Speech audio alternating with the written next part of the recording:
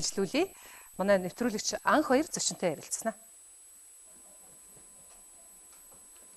За баярлалаа үзэгчдээ бидний нийслэлийн хангард ордонд өнөөдрийн эхний зочинтойгоо ярилцахад бэлэн болсон байна. Манай студид сонгон найрхан дүүргийн засаг дарга сандаг сүрэн үргэлжлэн ирсэн байна. Өдрийн мэнд хүргэе. Өдрийн мэнд. За өнөөдөр нийслэлийн өдөрт ажилтны шуурхай зөвлөгөө өглөөнөөс эхлээд ингээд хуралдаад явж байна. Түрүүхэн бас сонгон найрхан дүүргийн зүгээс энэ хуралдаан зөвлөгөөн дээр өөрсдийнхөө одоо мэдээлэл хийсэн. Энэ дээр одоо ямар мэдээллүүдийг танилцуулав? За телевиз үзэгчдээ өдрийн мэнд хүргэе. За өнөөдрийн шуурхай зөвлөгөөнөөр гол зүйлэл яг ер нь нийслэлийн шуурхай зөвлөгөөн дээр дүүргүүд тодорхой мэдээлэл хийдэг. Тэгээ энэ удаа бол сонгон найрхан дүүргийн ерөнхий нөхцөл байдлыг ярьлаа. За дүүрэг маань өөрөө ямар онцлогтой дүүрэг вэ? За хамгийн гол нь манай дүүргийн нийт хүн амын иргэдийн маань нэг 73 он гэр оролт амьдардаг 27 он байшин ороолын юм нөхцөл байдалтай. За тэгээд хөрөнгө оруулалтын хувьд бол олон жил бусад дүүргүүдээс хоцорч явж исэн. Гэхдээ энэ жил сүүлийн 2-3 жилээс бид хөрөнгө оруулалтууд тодорхой одоо учир шалтгаанаас гайгүй нэмэгдэж байгаа. Тэр нь юу гэхээр дүүрэгт одоо Монгол улсын хүн амын 10% амьдардаг мөртлөө маш цөөхөн төлөөлөх хурал нийслэлд ингэж суудаг учраас түүнээс нэгдүгээр болоод хоёрдугаар тодорхой төрийн бодлого дутагдсанаас болоод хөрөнгө оруулалтууд бага байснаас шалтгаалаад за наадсах нэг хэд л одоо хөгжлийн индекс гэдэг индекс гаргахад төвийн 6 дүүргээс хамгийн сүүлд байх жишээ нь тий амьдрах одоо эрүүл орчны нөхцөл гэхэд 9 дүүргээс одоо хамгийн сүүлд байх жишээ нь ийм нөхцөл байдал сонгон найрхан тулцсан байна. Тэгээ энийг одоо бид яаж хэдүүлээ шийдэх вэ гэдэг талаар ярьлаа. Тэгээ энэ жил бол сонгон найрхан дүүрэгтний 123 тэрбум төгрөгийн хөрөнгө оруулалт орж ирж байгаа. Урд бид одоо 2015-6 оны үед 30 орчим тэрбум энэ төр байдаг гэсэн. Тэгээ энэ бол 123 болсон энэ бол их дүн харагдаж байгаа.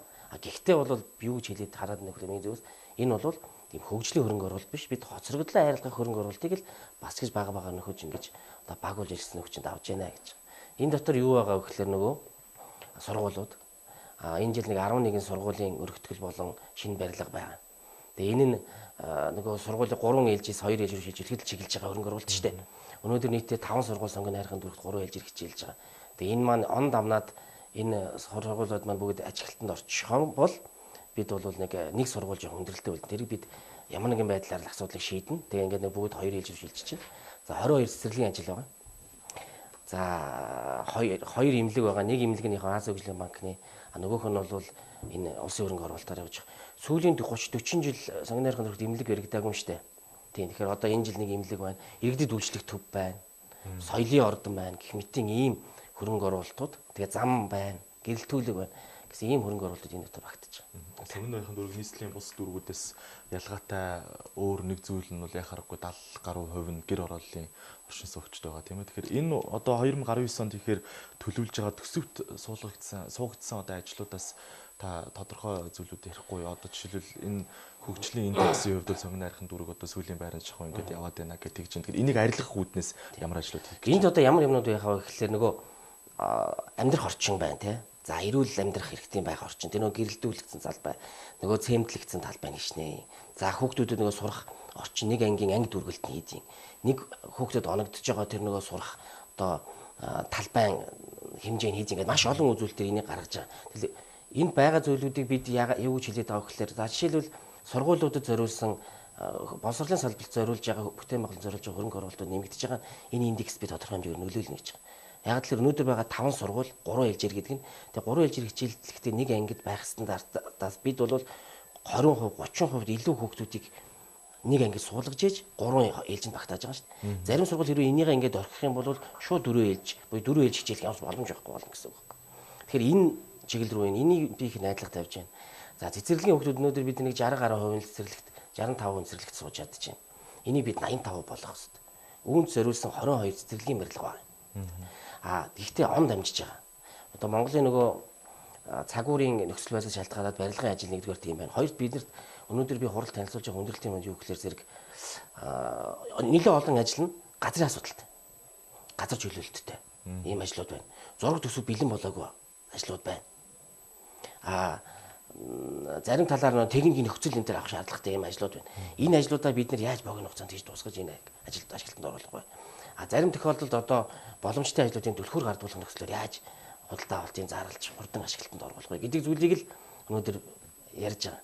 Тэгээ энэ бол тэр одоо хэлж байгаа тэр дүүргийн ордон баригдах байгаа гэдэл ингээл интернетээр дарганаар суух үгүй шүү дээ. бусад бүх дүүргүүдийн нэг иргэн одоо дүүргүүд гарч үйлчлэгээ авахдаа татвараадлаа, нийгмийн даалгавраар халамжаар ороод ингэ явдаг. Сонгон найрхан дүүрэг тийм байргүй л байхгүй. Жижигхэн байшин те. Тэгээд нэг иргэн хаа байсан хол хоёр буудлын цаана татвар дээр очино. Хаа байсан ахааднаа цаашаага нийгмийн даатгал орно. Халамжийн гадна бүр хол. Тэгээд дүүрэг рүүгээ очихоор хаа байсан хол. Ингээд ийм нэг нийслэл хотод байгаа мөртлөө өөр төрлийн стандартын үйлчлэгээ авдаг байдлыг л зогсоох ёстой юм а гэдэг зүйлээр бид нар бол хамаагүй наадлага хожим байшинд амьдарчлаа. Иргэд хормоо хийх ордонтой болж байгаа тэр жишээл байран дотор тийм соёлын ордон байхгүй дүүрэг байхгүй юу? 26 жил. Хүүхдүүд дугуйлан секцэнд явж чаддаг. Одоо өв тэгш одоо боловсралтай хүүхд гаргахад тэр хүүхдүүд соёлын хүмүүжил өөр бусад хичээлийн бусгаар одоо дугуйлан секцэнд явах боломж байхгүй. Явбал пионер ордон энэ одоо урлан бүтээгдэхүүн мэт хаавс хотын төврөө явах болно тийм. Тэгэхээр энэ асуудлыг шийдэхэд л энэ хөрөнгө оруулалт орж байгаа. Ихэнх нь бид бол боловсролын салбарт орж байгаа хөрөнгө оруулалт. Нэг онцлог юм нь эрүүл мэндийн нэгдсэн эмнэлэг, хүүхдийн эмнэлэг нэгээр байгуулагдаж байна. Эрүүл мэндийн шинэ өргөтгөл байгуулагдаж байгаа. За энэ бол бас иргэдэд эрүүл мэндийн үйлчлэгээ үзүүлэхэд их төхөн болно. Яг тэгэхээр сая хийсэн судалгаагаар халдварт өвчний дархалт сонгон хайрхан дүүрэгт нэг ялангуяа амьсгалын замын одоо амьсгалын замаар дамжих болон бэлгийн замаар дамжих халдварт өвчин бол нэлээд газар авсан байгаа учраас бид энэ дээр тусдаа хөтөлбөр гаргаж ажиллаж байгаа. Энд бас иргэдийн нөгөө ая тухтай амьдрах тэр орчин нөхцөлийг бүрдүүлэх асуудал бас нэлээд чухал тооцогдох бах тийм ээ. Тийм. За камержуулалтын ажлуудыг бол бид маш ихээр тавьж байгаа. Маш ихээр гэдэг нь боломжоор нь тавьж байгаа. Нийслэл болон улсын төсвөр тодорхой хэмжээр шийдсэн. За бидний нэг 2 3 жил ярьжсэн тэр нэг авцсан засгийн газрын хөнгөлөлтөө зээлийн хүрээнд сонгон найрхан дүүргийн гэрэлтүүлгийн ажлыг хөөцөлсөн. Энэ жилээс бид нэлээд ахац гарсан. Тэгээ би бол юу гэж найдаж байгаа вэ? 2019 болон 20 онд амнаад би ямар ч хэсэн сонгон найрхан дүүргээ бүтэн гэрэлтүүлнэ гэсэн ийм зорилготой байгаа. Энэ маань ингээд хэрэгжинэ гэж ингэж найдаж байна. Бүтэн гэрэлтэй болчвол хүүхдүүд орой тараад ядаж аюулгүй замаар гэртээ. Сонгон найрхан нийслэлийн төвийн дүүргүүд бүр ихэнх нь гэрэлтсэн шүү дээ. Сонгон найрхан дүүрэг гэрэлтээгүй л байсан. Харахгүй. Ихэнх хэсэг нь харахгүй байсан. Одоо энийг шийдэх ёстой. Гэвлийн захын одоо бидний яриад байгаа 123 тэрбум хөрөнгө оруулалт бол хөгжлийг дэмжихээс илүү хоцрогдол арилгах хөрөнгө оруулалтууд л явуулж байна бид. Одоо тэрийг л нөхөхийн тулд ажлуудыг шаргуу хийж байна л гэж болох хэрэгтэй. Нийслэлээр ерөн шийдвэрлэх ямар ажлуудыг өнөөдөр танилцуулсан бэ? Олон асуудлууд байгаа боловч бодитойгоор зүгээр яг өнөөдөр нийслэлийн төвшөнд өөрсдөө ингээд хилцээ шийдчих нэг чухал асуудал байгаа нь. Сонгон найрхан дүүрэг одоо 32 хороотой.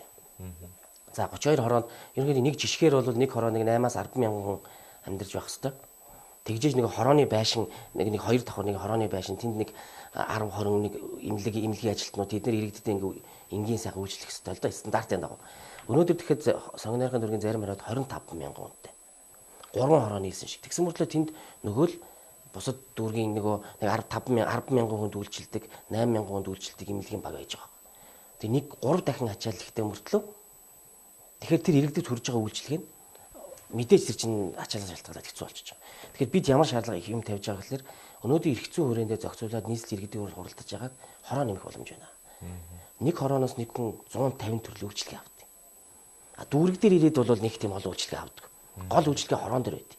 Тэнд дандаа нөгөө ахмадуудад, жирэмсэн ээжүүдэд, няраа хүүхдүүдэд зориулсан үйлчилгээ хороон дээр байдаг. Имлэгийн үйлчилгээ, халамжийн үйлчилгээ, хөдөлмөрийн үйлчилгээ. Тэгэхээр бид 9 хороогоо нэмэгдүүлье. Энийг одоогийн байгаа хуулийн хүрээнд шууд нийцүүлээд нийслэлийн иргэдийн хурал шийдээд явчих боломжтой. Шилжилт хөдөлгөөний асуудал дээр болон зарим нэгэн байр талбайн асуудал дээр төсөв мөнгө гарна. Гарахаас арга байхгүй. Яг л нэгэнд иргэдэд үйлчлэгийг ойртуулж байгаа бол энэ чинь төсөв мөнгө ингэж гарна. Тэгэхгүй бол нэг настай хүн эмнэлэгт үзүүлэхийн тулд 5 км явж тэр өрхийнхөө эмнэлэг дээр ахаад цаашаа 10 км явж дүүргийн эмнэлэг рүү очин гэдэг бол энэ бол иргэнээс үйлчлэгийг хэтэрхийх холдсон асуудал. Тэгэхээр ядаж анхан шатныхаа өрхийн эмчтэр нэг километр дотор очиод очдөг үйлчлэгээтэй байх шаардлагыг бий тавьж байгаа. Тэгэхээр энийг шийдэж өгөөч гэдэг хамгийн одоо шинэ хотын удирдлагуудад энэ асуудлыг бол хамгийн түрүүнд тавилаа.